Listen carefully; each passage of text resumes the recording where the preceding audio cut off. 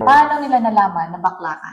Paano ka nag-apply sa Pilipinas? Welcome to AJ Vlog. Kung hindi ka pa naka-follow, follow and share na. So ayan mga kabayan, ngayon may makakausap po tayo na isa sa mga kababayan natin at alamin natin ang tungkol sa tunay na buhay sa Hungary. Hi Miss Jimmy, Hello kamusta po. ka? For now, okay naman. Oh, English. taga saan ka po sa Pilipinas? Tarlac City po. Hello dyan sa mga taga-Tarlac. Hi sa mga taga-Tarlac. Ayan. Yes. Anong trabaho mo bago ka nag-abroad?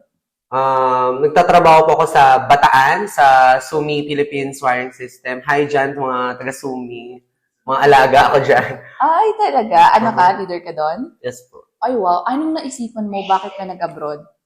Gusto ko pa din yung mas malaki yung kita, ganun. Siyempre gusto kong mag-save para sa sarili ko and siyempre matulungan yung family ko. Magkano ang sinasahod mo kay Hungary? Kasahod naman na ako ng 50,000. Pesos na yun, pesos na. Dalaga? Single? Dalaga. Oh, Malaki ang tax. malaki talaga ang tax kay Europe. Oo. Grabe. Pwede mo bang sabihin ko ng company mo? Ibiden. Hi, mga taga-Ibiden dyan. Anong work mo doon sa company mo? Production assembler. Sa machine. Nag-ayos ng mga ng unit. Tapos gagawing filter. What is the reason why you coming abroad? Yun nga. Gusto kong mag-save para sa sarili ko. Tapos, gusto ko din mapagawa yung bahay namin. And syempre, gusto ko rin mag-resign na yung nanay ko tsaka yung tatay ko sa trabaho. Tapos ako na lang magtatrabaho. Breadwinner ka ba? Yes. So, ibig sabihin lahat ba ng kinikita mo binibigay mo sa Pilipinas? Hindi naman lahat. Nagtitira na ako ngayon para sa sarili ko kasi hindi ko naman masasabi na at the end of the day na pagka kailangan ko ng tulong is merong ibang taong tutulong sa akin. Which is true yan. Yes. Dapat kahit bigay tayo lahat sa pamilya, dapat magtira tayo para sa sarili natin, di ba? Ano yung unang pakiramdam nung nakaapak ka kay Europe? Is this your first abroad? Yeah, this is my first time working abroad. Yes. Anong pakiramdam mo? Noong una, until now naman, ang feeling ko pa din nasa Pinas pa din ako. Hindi ko pinifeel yung sarili ko nasa ibang bansa ako. Feeling ko pa rin nasa Pilipinas ako. Why? Dahil sa Hindi- mga Filipino? Oo, siguro dahil mga puro Pinoy yung mga kasama ko. Kasi halos parang ganito lang din yung ginagawa ko sa Pinas. Hindi naman din ako masyadong i-stay sa bahay. Kasi malayo din malayo din kasi ako sa di ba Tarlac ako tapos nag-work ako Bataan. So parang it's normal din na malayo ako sa family ko. Pero dahil nga syempre maganda na yung ngayon yung technology natin, madali na lang din silang makausap. Yun siguro maganda yung naging part na nagtatrabaho ako malayo sa amin. Kaya parang normal na sa akin na porque syempre sobrang layo nito hanggang ito eh. Pero parang feeling ko pa rin yung puso ko nasa Pinas pa din. Pero hindi ka ba na-homesick? Hindi. Talaga? Hindi. You enjoy Hungary? Yes, so much. Hindi ka nakapag-adjust? Hindi ka nag-adjust? Yung klima lang, doon lang ako nag-adjust talaga sa Sobrang klima. lamig talaga Oo. dito, Tapos no? sa transportation, kasi more on train dito, wala akong jeep, walang tricycle, so more on train talaga. Nakaranas ka ba ng discrimination for being you? Yes, a lot. Yes, kasi doon sa hotel namin, puro mga ibang lahi. So, hindi naman lahat na, may Hungarian din, Ukrainian, Nepal, ganun. So, kahit hindi nila ako sinasabihan, doon pa lang sa tingin nila, tsaka doon sa tawa nila, ramdam ko sa sarili ko na ako yung pinagtatawanan nila. Pero okay lang. Hindi ka nasasaktan. Hindi, kasi ang iniisip ko na lang na, hindi ko naman kayo kilala. Hindi ako mag-a-adjust para sa inyo. Kung hindi kayo sanay sa itsura ko, it's okay. Wow, it's a Oo, good basta huwag nila ako sasaktan. Diba? At saka, pagdating kasi dito, first day ko pa lang talagang dinrest ko sila eh. Talagang pinakita ko na, ay, bakla ako. Yes. Bakla ako. Tapos, yun, nung nagkaroon kami ng bonding with our agency, Jobtain, and Ibiden, talagang super crop top ko sila, nag-makeup ako, nag-ayos ako ng kuko. Then, during the event, masaya sila. Nakakatawa kasi napasaya ko sila. So, parang hindi na big deal para sa kanila na, ay, okay lang. Sa Pinas, kahit pa paano, yung mga tao sa Pinas, medyo parang sanay-sanay na. Yung mga bata-bata na lang, kasi ewan ko siguro baka hindi natuturuan ng mabuti ng magulang, kaya ganun yung approach sa mga bakla. Pero pagdating dito, talagang hindi sila open sa bakla. Dito sa Hungary, pero hindi sa buong Europe. Dito sa Hungary, kasi sa Hungary, ang bakla dito is discreet. Parang, kahit baklang bakla sila, yung itsura pa rin nila, mukhang lalaki. Hindi sila nag-makeup. Hindi nila sinisira Oo, yung oo. ano nila. Yes, wala silang retoke, ganyan. Meron man na umaalis dito sa Hungary daw. Yun ang sa mga nakakasama kong ibang mga lokal, sinasabi nila na, parang natutuwa sila, wow, you're so good. Parang ganun, parang, how can you handle this? Paano mo nalabas yung sarili mo dito na ganyan? Parang ganun. So, parang, sa company, ayun, nakapag-adjust na rin sila. Kada papasok ako, check na lang yung nails ko. Oh my God, red. So, kaya lang, every time na papasok ako, kailangan may bago sa akin. Dahil dun sila natutuwa. Na may nakikita silang bago. So, sa tingin mo ba, sa ginagawa mo nun is masaya ka? Oo. Kasi galing dito, ginagawa Yes. mo, na-out mo. Yes, So, nawalan na-out ka ko. ng boundaries na limitation na dapat ito ako kasi nasa ibang Oo. bansa ako. Nagkaroon ka ng freedom kay Hungary. Yes. Pero siguro sa out, yun, meron pa din. Kaso, syempre, pagka mag-CR ako in public, lalo na pag nasa mall kami, syempre, mag-CR pa rin ako sa panlalaki. Ay, doon ako. Tapos, sabi nga ng mga, sabi ng mga lokal, pagka nakita nila ako, para kayo na lang sumabay, sabi nila, ay, mali yung pinasukan niya. Tapos sasabihin ko, it's okay, I'm gay, I'm not your girl, I'm gay. Tapos nakakatawa kasi nga, parang yung mga young generation dito, open na rin sa mga gay. Hindi katulad ng mga old, talagang medyo a-adjust sila na parang, ay, ba't gano'n yung bakla na yun? Hanggang sa na-realize nila na kung gano'n kakabuting tao, gano'n yung ipapakita sa'yo. Kaya gano'n na parang, the way you treat them, gano'n din yung i-treat nila sa'yo. So, una lang, medyo mahirap kasi hindi ka pa nila kilala.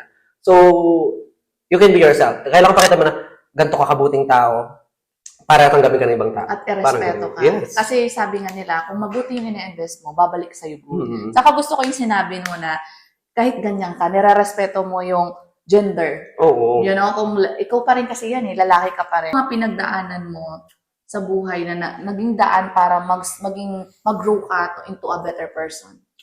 Madaming, sobrang dami. Kasi sa Pinas talagang sobrang hirap magtrabaho. As in, sa isang buwan siguro, hindi ka man kikita ng 20,000.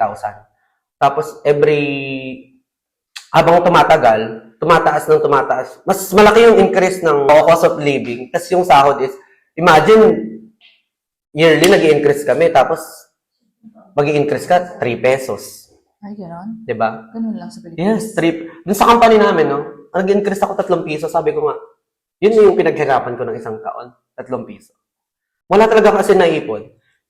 At almost 8 years na ako nagtatrabaho sa Pinas, pero never pa ako nakapag-ipon.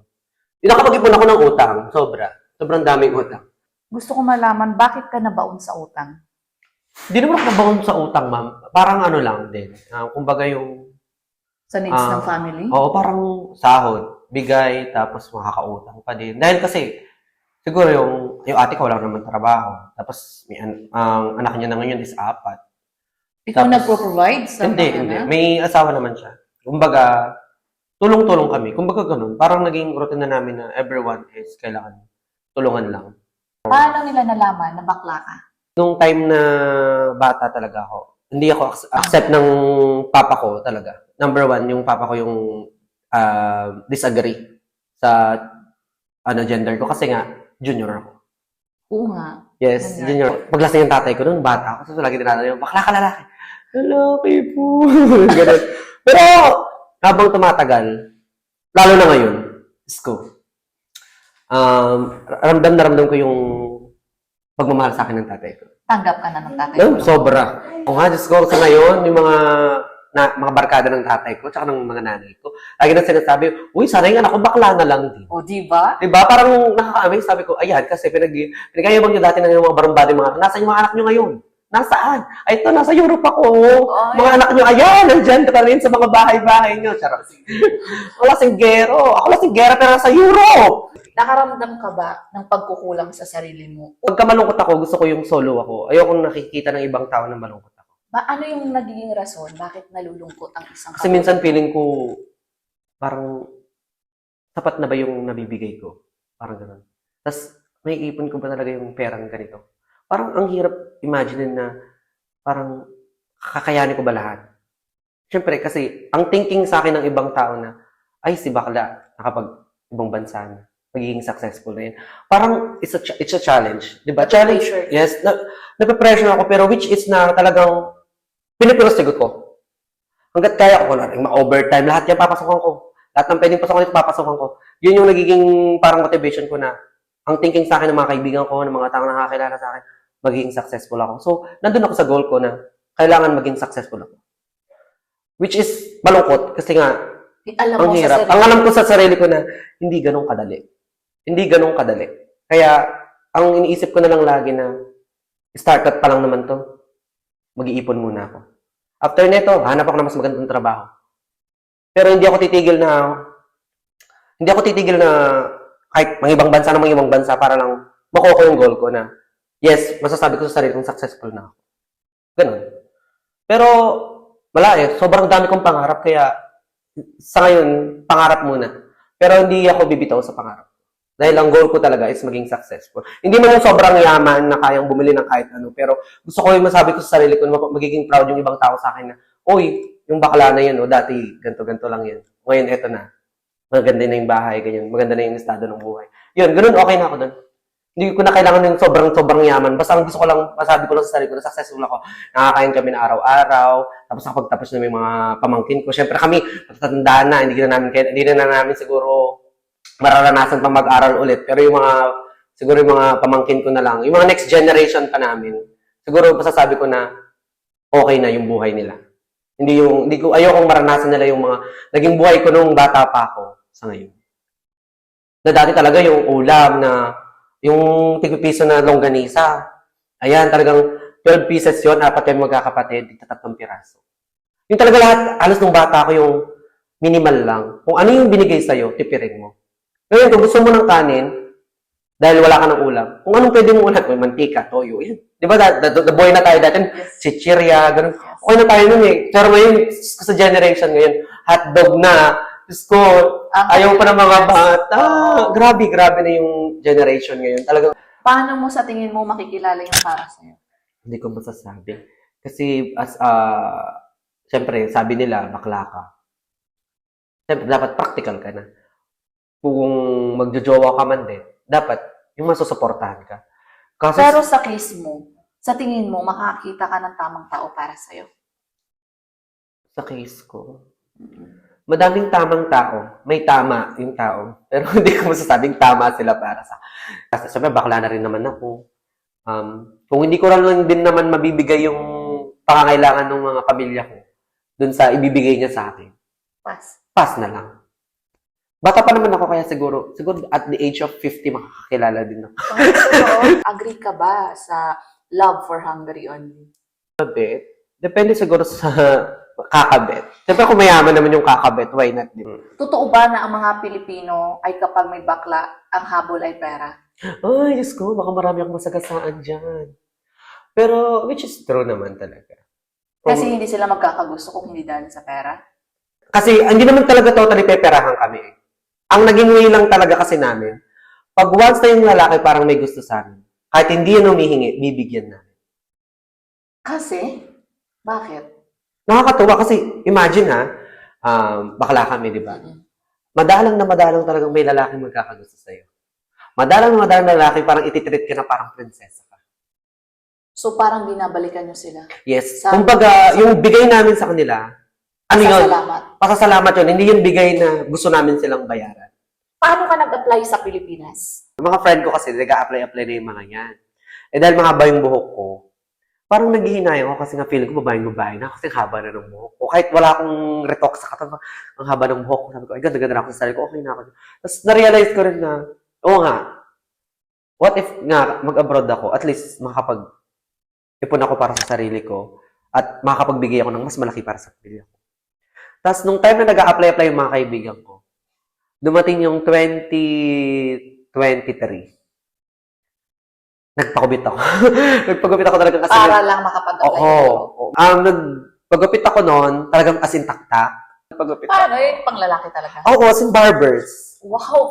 Sa umpisa, mahihirapan ka mag-adjust kasi nga, pagtatawaran ka na, sabi ko, haba-haba ng buhok ko noon, tapos bilang nagpagupit.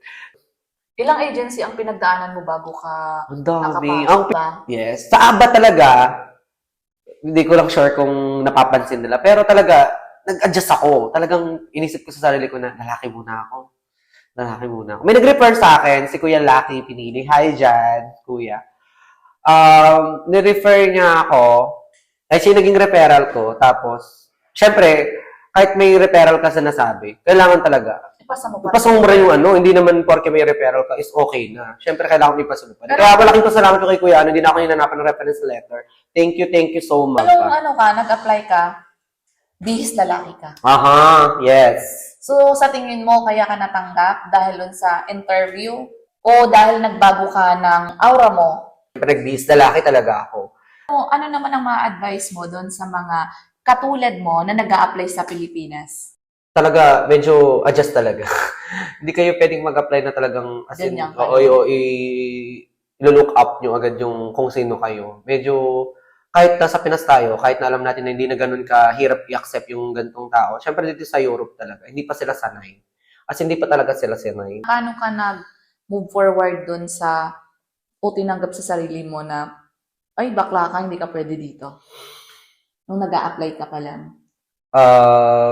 Oo, nung sinabi sa akin, sabi ko, ay, parang may mali. Parang feeling ko, ay, parang kailangan ko pang baguhin ng konti. So, hindi ka nawala ng pag-asa? Hindi. Instead, binago mo yung pagkatao mo para makapag-apply talaga at tanggapin ka ng Oo. employer? As in talagang adjust talaga. Kahit alam mo sa sarili mong bakang-baka ka. Sabi ko nga, kung gusto mo talaga, gagawa at gagawa ka ng paraan. Hindi mo kailangan na sabihin mo na, hindi, ganito ako, ganito ipapakita ko sa kanila. Hindi. Kasi nga, ang utak ng tao, hindi pare-pareho. Kung sino yung may tanggap sa'yo, yun yun. Pero yung mga tao hindi mo naman kilala, syempre hindi ka pa nila kilalang mabuti. Kahit na gano'ng pa kabuting tao, ano ba yung ginagawa mong kabutihan sa panlabas mo na kaanyuhan, hindi nila yun agad ma-accept kasi nga hindi ka pa nila kilala. So, kailangan mong mag-adjust. Hindi yung mismong agency mag-a-adjust sa'yo. Ikaw, sa sarili mo, dapat ikaw yung mag-a-adjust. Paano binago yung buhay mo nung nakarating ka kay Europe? Madaming bagay. Kasi, ayun talaga, ang una kong project talaga yung bayaran yung utang ng mga utang-utang namin pa. Tapos ngayon, at least kahit pagka sinabi ng nanay ko na, uy, wala nang bigas, ganyan. Ang dali mong bigay. Kasi nga, may nakaseparate na ako na pera para, For emergency. oo, for emergency talaga. Oo. Kasi yun naman talaga yung bala ko, mag-ipon. Ano sa tingin mo ang sikreto para maging successful? Ako kasi, palabiro akong tao, kaya anytime na bibiruin ako, wala lang sa akin. As in, sasabay lang ako. Deadma. Oo, deadma lang. Kahit anong, ay, bastusin nga nila ako, okay lang din sa So, akin. hindi ka nasasaktan sa mga salita ng iba? Hindi. Uy, talaga? Oo. Siyempre, minsan may nakakasakit talaga. Pero, siyempre, para lang, kasi ang isip ko lang talaga, puro, calm lang lagi. Gusto ko lang is ayoko ng gulo. Parang nilalayo ko yung sarili ko sa gulo. Which is okay kasi kahit paano nagagalit ako eh. Talagang gusto kong manakit. Pero, inisip ko, tumatanda ako. Hindi na ako bata yun na pag once na sinabihan ako na, oy, baklang aso, ganyan. Kasi hindi na ako yung tipo na, oy, sabi ko, oy, papatulang ko. Sorry, hindi. Pagka sinabi ko, okay, I love you, ganun na lang. Magkano ang cost of living kay Hungary? Kasi may SEP card ako. Sa ngayon nga, ang nagastos ko lang is more on SEP card eh. Tapos kung gagastos man ako ng pera, ayun yung siyempre, dahil nga, nag-i-start pa lang po kami, medyo bumibili-bili ng gamit. Kasi yung gamit sa amin na centralized is, siyempre, ang dami namin. Siyempre, hindi naman lahat kami is makakagamit nun. Siyempre, may mga masiba talaga na, ewan ko ba, na talaga yung mga gamit na kailangan is laging nasa kusina, is pinapasok sa kwarto, ganyan. Pero Kaya- pagkalahatan yun. Pangkalahatan yun. Pero ang ginawa ko, syempre nakakayanin. Bumili ako ng gamit namin. May kasama ko, oo. Hati naman kami ng kasama ko. Bumili kami ng gamit. Kasi kami naman gagamit eh. Diba? Kumbaga parang dito, investment mo na rin yun na, ay, may sarili kang gamit. At least, kahit ako na gusto mong magluto, hindi mo na kailangan na kapag, usap sa iba na, uy, meron na sa inyo ba yung ganito, yung ganyan. Ang isang buwan ko siguro, 70,000 foreign. Okay. With toho? With luho. Oo, kasama na din doon. Okay. Magkano yung sa peso? Nasa 10,000. 10,000. Oo, 10,000 yung isang buwan ko dito. Peso na yun. Nakakagala ka na, no? Oo, may gala na ako noon. Kain sa labas. Yes, Diyos ko. Di ba nakita yung mga post ko, di ba? Deserve ko to.